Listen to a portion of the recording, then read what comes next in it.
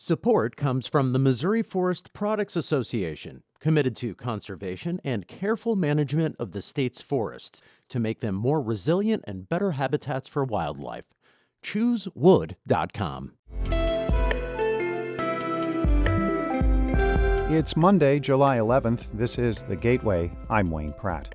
A yearly physical fitness test is one of the many staples of military life. The results can have a significant implication for a service member's career. Many times fitness is almost used as, a kind of a go, no-go kind of thing, right? You either have it or you don't.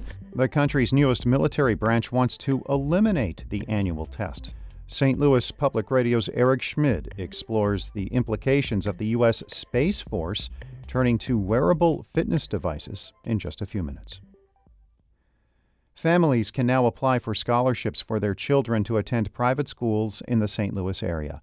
As St. Louis Public Radio's Kate Grumke reports, it's part of a new school choice program the Missouri legislature passed last year. Low-income families and students with individual education plans, or IEPs, are eligible for the scholarships and could receive more than $6,000 toward private school tuition or other alternatives to their local public school.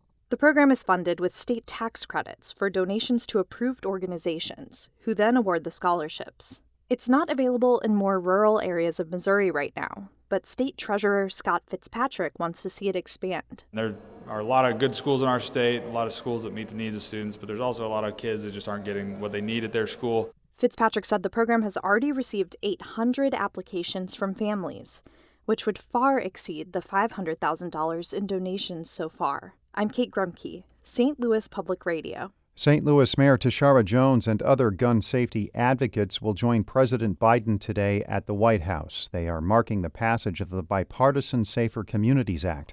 The law establishes an enhanced background check process for gun buyers under age 21, provides federal funding for state red flag laws, and funds mental health and community violence intervention programs. Mayor Jones serves as co-chair of Mayors Against Illegal Guns. Illinois is receiving nearly 5,000 doses of the monkeypox vaccine from the national stockpile. State epidemiologist Dr. Connie Austin says not everyone needs a shot. The people that we are concerned with getting the monkeypox vaccine are people who have had close contact with someone with monkeypox or people who are in high-risk groups. Austin says one high-risk group is men who have sex with men, but monkeypox can affect anyone. Symptoms include itchiness and fatigue and last from 2 to 4 weeks. Austin recommends people who think they have monkeypox or have been exposed contact their healthcare provider. Health officials report more than 90 cases in Illinois and at least 3 in Missouri. The Arts and Education Council has named producer, author, and St. Louis native Laya B. LaFleur-Etwin as its president and CEO. As St. Louis Public Radio's Chad Davis reports, LaFleur-Etwin says one of her main goals is to support smaller arts institutions. LaFleur-Etwin succeeds Cynthia Prost, who's led the organization since 2008. The council provides grants to arts organizations and artists. LaFleur-Etwin has held positions at Nickelodeon and Uptown Records. She's also produced television shows and films.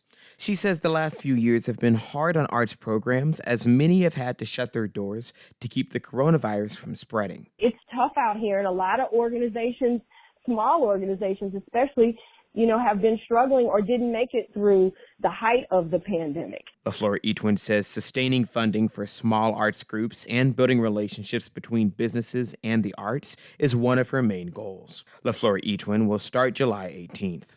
I'm Chad Davis, St. Louis Public Radio. 4 St. Louis Cardinals are going to next week's Major League Baseball All-Star Game in Los Angeles. Paul Goldschmidt will start at first base. Third baseman Nolan Arenado, slugger Albert Pujols, and relief pitcher Ryan Helsley are also on the team. Pujols was named to the squad by the commissioner's office. It's the future Hall of Famer's last season.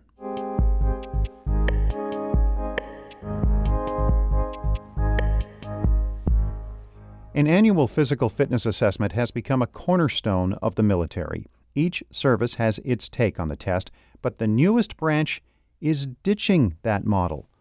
St. Louis Public Radio's Eric Schmid reports on how the Space Force is switching to fitness trackers.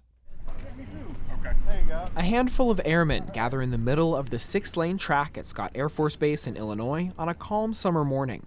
They're about to start their 1.5-mile run. We start our time after the last person crossed the start line. All right. Give us 30 seconds back there. If you want to stay back. I say just walk up here, kind of saunter. Joking aside, the final results are serious. Each airman has to finish under a certain time based on their age to pass this portion of the Air Force's fitness test. Give me a thumbs up whenever you guys are ready to go. Knock this out. Good, good, good, good, good, good. In the back. All right, cool. And 3, 2, 1, begin. The airmen quickly spread out as they circle the track. Earlier in the morning, they completed the other parts of the fitness test. Push-uppers, ready up? A minute of uninterrupted push-ups and later sit-ups. Count out loud, guys. 5. This once-a-year assessment is how the Air Force measures if its airmen are physically ready for what their service requires.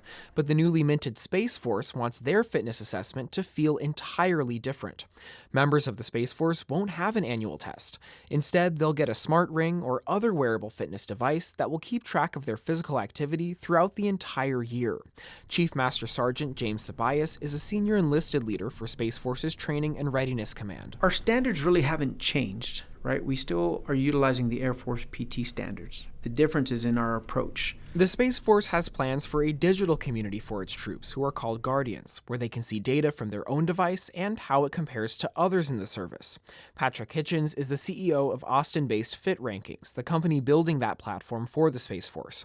He says it allows Guardians to count the activities they normally do, something that's not always the case now. Maybe you're not good at running. Maybe you're not good at pull-ups. So there is some amount of dimensionality to these tests that favors one activity over another. Hitchens says his platform can convert any activity into a MET minute, a common measure of energy expenditure recognized by the CDC. Sabias says the Space Force hopes this approach will turn fitness into more of a carrot than stick. Many times fitness is almost used as, a kind of a go, no-go kind of thing, right? You either have it or you don't. I've known folks that can do all their PT aspects and run a really fast 1.5 miles, but yet their eating habits are poor. Their sleeping habits are poor. They're not healthy. Space Force leadership hopes the data Guardians get from their devices will help them take more ownership of their health. Research has found an annual test spurs some military members to engage in eating disorders and other unhealthy behavior. Lindsay Bodell is an assistant professor of psychology at Western University in Ontario. She says troops may worry about their careers if they fail a fitness test. Having consequences of not meeting the standards then may lead to people to engage in pretty extreme behaviors. But Bodell says switching to fitness monitors won't necessarily solve that problem. It may even make it worse. She says many researchers have found an association between eating disorder symptoms and fitness trackers. Some of the negative consequences, I think, might be preoccupation with certain exercise regimes or fixation on numbers, which could end up getting in the way of other activities. Bodell says there needs to be more research on this topic as it relates to the military. The Space Force plans to evaluate its fitness tracker program after a year to decide if it will become permanent. I'm Eric Schmid, St. Louis Public Radio.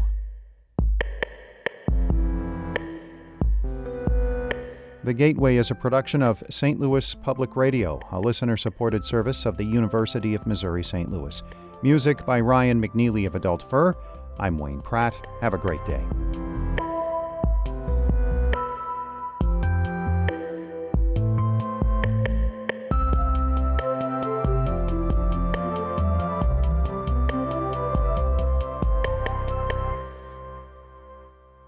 Support comes from the Missouri Forest Products Association, providing more than 41,000 jobs in the production of wood pallets, railroad ties, white oak barrels, hardwood floors, and more.